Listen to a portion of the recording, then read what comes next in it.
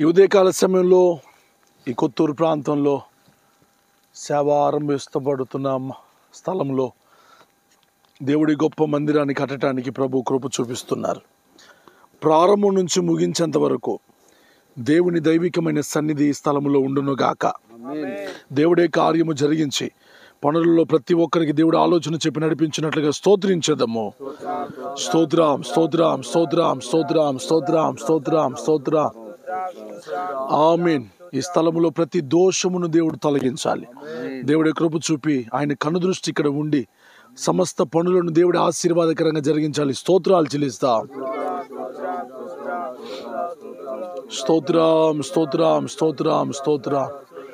ఆమేన్. యెహోవా ఇల్లు కట్టించని ఎడల దాని కట్టువారి ప్రయాస వ్యర్థమన్నారు గనక దేవుడే కట్టి ముగించాలి. దేవుని ప్రసన్నత దిగువచ్చు స్థలముగా దీన్ని అభిషేకించాలి. స్తోత్రాలు చెల్లిస్తాం. స్తోత్రం స్తోత్రం స్తోత్రం. ఆమేన్. మహాపరిశుద్ధ తండ్రి, జీవాధిపతి, రక్షకుడా, సహాయకుడానికి స్తోత్రం. ఇదిగో మా కొత్తూరు బిడ్డలను మీరు ప్రేమించి ప్రభా నువ్విస్తున్న మంచి మందిరముకే నీకు వందనాలు. పనులు ప్రారంభిస్తూ ఉండగా అయ్యా రేపు వచ్చే నెల 27వ తారీఖు మేము ఓపెనింగ్ డేట్ పెట్టుకున్నాం. ఆ రోజుకెల్లా మహిమగల రారాజు మందిరం ఇక్కడ ప్రజలందరికీ కనబడునుగాక.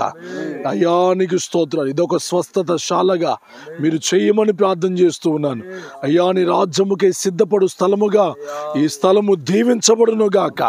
ఇక్కడ పరలోకపు అయ్యా గవిని తెరవబడునుగాక. ప్రభా నీ చిత్తం యావత్తు జరిగించు. ఇక్కడ పని చేయుచున్న నీ పిల్లలందరినీ కూడా మీరే ఆలోచన చెప్పి నడిపించు.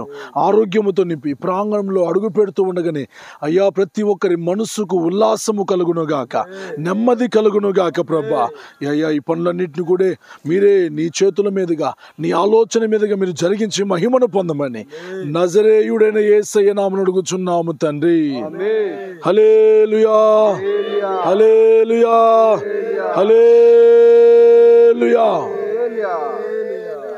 స్తోత్రం.